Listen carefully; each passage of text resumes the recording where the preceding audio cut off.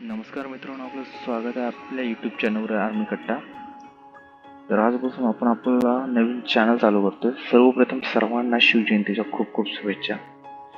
आपण आपल्या चॅनलमध्ये आपण आर्मी रिलेटेड म्हणजे defence related army, GD, nursing assistant, technical SSC mainly ह्या परीक्षांच्या पेपरचा अभ्यास करणार आहोत. तर प्लीज सपोर्ट करा, चॅनलला सबस्क्राईब करा, जेवढं पण शेअर करता येईल तेवढं आपल्या मित्रांसोबत शेअर करा. तर आज आपण बघणार आहोत मॅथमॅटिक्स, मॅथचा पहिला चॅप्टर संख्या पद्धती. मॅथचा पहिला चॅप्टर संख्या पद्धती खूप सोपा चॅप्टर आहे. संख्या पद्धती म्हणजेच नंबर सिस्टीम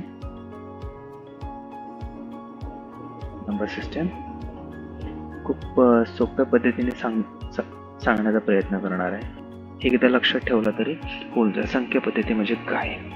किसी भी प्रकार की संख्या को दर्शाने, लिखने और उनके मध्य संबंधों का अध्ययन करने के सुव्यवस्थित नियमों को संख्या पद्धति कहा जाता है. संख्या पद्धति म्हणजे काय? तर फॉर एग्जाम्पल 1,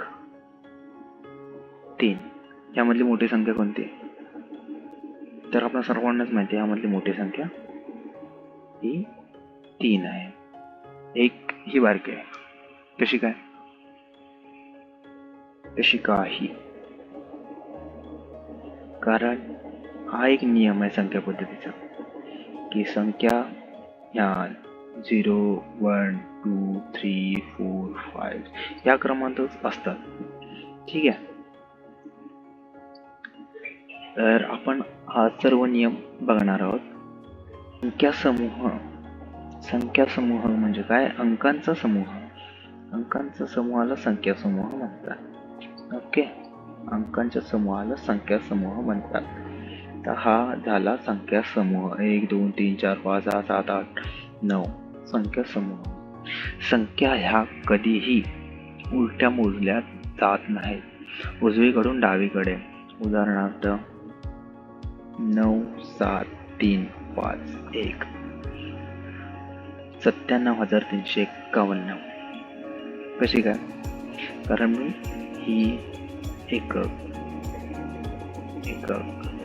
हा दशक, शतक, हजार आणि हा 10,000. ओके, दशक, शतक, हजार, 10,000 असे उजव्या साईडून डाव्या साईडला आपण मोजत जातो. ठीक आहे. उलटा आला तर सर्व गडबड होऊन जाईल. त्यामुळे संख्या ही उजव्या साईडून डाव्या साईडला मोजली जाते. तर नेक्स्ट पण आपण बघूया जातीय मान आणि स्थानीय मान. जातीय मान आणि स्थानीय मान. तर जातीय मान म्हणजे काय? आता एक संख्या उदाहरणार्थ 3, 7, 5, 1 3751. आता हे 7 चे जातीय मान काय? तर 7चा जातीय मान हा 7च असणार. आणि स्थानीय मान कारण की हे शतक स्थानी, एकक, दशक, शतक स्थानी आहे म्हणून 100, 700 हा त्याचा स्थानीय मान असणार आहे. 700 हा त्याचा स्थानीय मान असणार आहे. समजला? जातीय मान म्हणजे ती संख्या आहे, ती संख्या. ठीक आहे. संख्या. ओके. प्रकार. संख्याचे प्रकार कोणकोणत्या प्रकारामध्ये वर्गीकृत केलेले आहेत त्या संख्या आपण बघणार आहोत. फर्स्ट नंबर प्राकृतिक संख्या. प्राकृतिक संख्या म्हणजे काय? प्राकृतिक संख्या ही 1 पासून चालू होतात ते 1, 2, 3, 4 इन्फिनिटी पर्यंत. n is equal to 1, 2, 3 to infinity. Okay. पुढल्या बघूया आपण. प्राकृतिक संख्या समजल्या? ओके.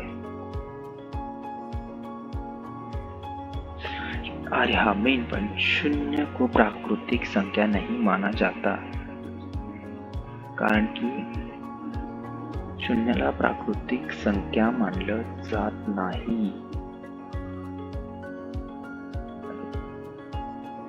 शून्याला प्राकृतिक संख्या मानलं जात नाही. 0 शून्य प्राकृतिक संख्या नहीं है. ओके, क्योंकि किसी भी वस्तु की गणना 1 से प्रारंभ करते. हाँ, कारण आपण वस्तूची गणना 1 पासून प्रारंभ करतो. शून्य कधी करतो? 0 1 2 3 4 कधी असं मोजलं का आपण? नाही ना, सुरुवात आपण ही 1 पासूनच करतो. आणि सर्व प्राकृतिक संख्या ह्या धनात्मक असतात. धनात्मक म्हणजे ज्या धन असतात, मायनस नसतात. 0 इन्क्लूड 0, 0 ला आपण ऍड करून ज्या संख्या असतात 0 1 2 3 4 5 6 7 8 9 10 ते इन्फिनिटी, जोपर्यंत संख्या संपत नाही तोपर्यंत त्या पूर्ण संख्या असतात.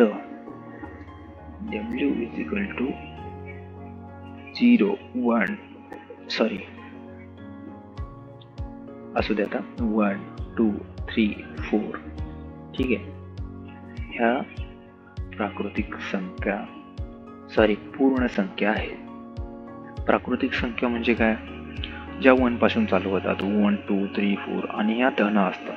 पूर्ण संख्याच्या 0 पासून चालू होतात.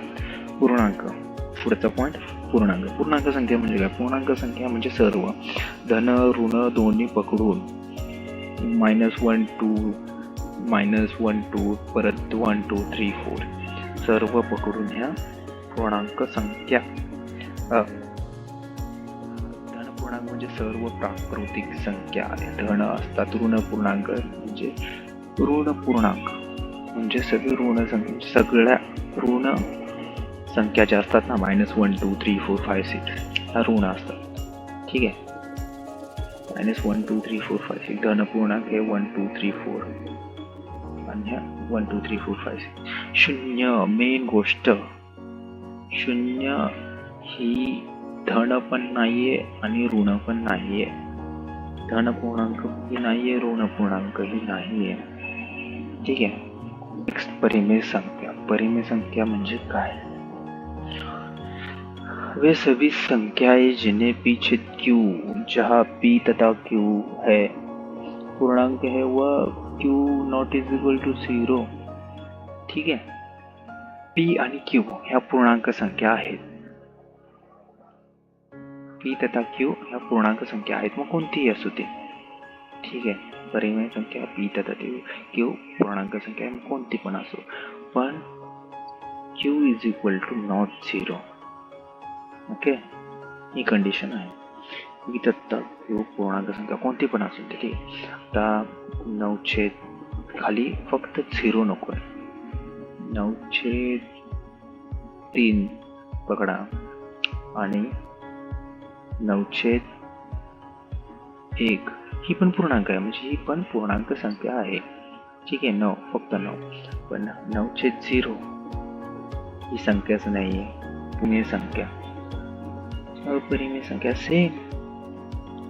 सेम तसं थोडंसं फक्त बदल आहे. वे सभी संख्या जिन्हें p छेद q, जहाँ p तथा q पूर्णांक है, पर q is not equal to 0. q is not.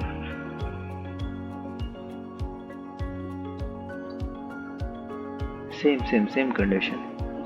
p to √3 √18. ठीक है, त्यानंतर आपण बघूया वास्तविक संख्या. वास्तविक संख्या वे संख्या है जो तो परिमेय हो या फिर अपरिमेय वास्तविक संख्या एकाला जाते. म्हणजे वास्तविक संख्या म्हणजे ज्या परिमेय पण आहेत, ज्या अपरिमेय पण आहेत, त्यांना वास्तविक संख्या असे बोलतात.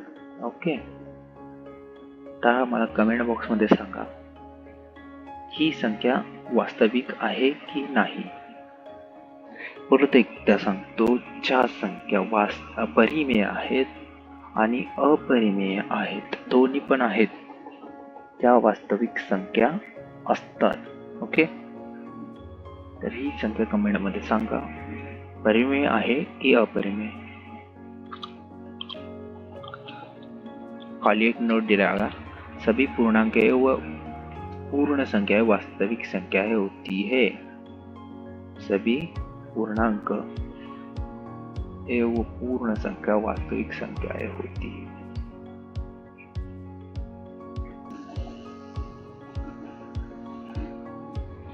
त्यानंतर खाली आपला सोपा पॉइंट, समसंख्या। समसंख्या म्हणजे ज्या पण म्हणजे कोणत्याही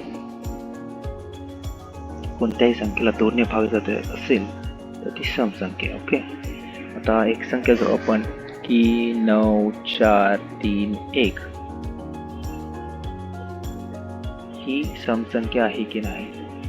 तर नाही, कारण की एक स्थानी हा 1 आहे, 1 हा समसंख्या नाही आहे। त्यानंतर 2 4 3 8 आणि लास्टला 6 समसंख्या आहे। ठीक आहे, सोपं समसंख्या विषम संख्या सोपं आहे। विषम संख्या ह्याच्या आणखी वेगळं सांगणं गरजेचं मला वाटत नाही, तरी पण विषम संख्या वे संख्या जिनको 2 से पूर्णतः भाग नहीं जाता तो विषम संख्या कहते हैं, जैसे 1 3 5 7 9 11 13 17 19। ठीक आहे, माहिती आहे आपल्याला विषम संख्या जी संख्या ज्या संख्यांना भाग जात नाही ती संख्या, म्हणजे ज्या संख्यांना ती संख्या आणि 1 2 संख्या सोडून कोणत्याही संख्येने भाग जात नाही त्यांना अभाज्य संख्या असे म्हणतात। उदाहरणार्थ 2 3 5 7। ओके, त्यानंतर 9 ही अभाज्य संख्या आहे की अभाज्य संख्या? अरे यार हो ना, 9 ही भाज्य संख्या आहे की अभाज्य संख्या आहे? ऍब्सोल्युटली ही भाज्य संख्या आहे, बिकॉज कारण 9 ला 3 ने भागणार जात का? जातो ना, 3 त्रिकम 9, 3 चा वर्ग 9। फक्त 2 ही सम अभाज्य संख्या आहे, जी सम देखील आहे आणि अभाज्य देखील संख्या आहे। फक्त 2। 1 ते 100 पर्यंत फक्त 25 अभाज्य संख्या आहेत। किती? 25 अभाज्य संख्या आहेत। त्या बघा खाली दिलेल्या आहेत, फक्त एक वेळेस लक्षात ठेवा, पेपरला विचारू शकतात की किती अभाज्य संख्या आहेत, तर 25 आहेत। किती? ते अभाज्य संख्या आहेत तर 25 आहेत अभाज्य संख्या।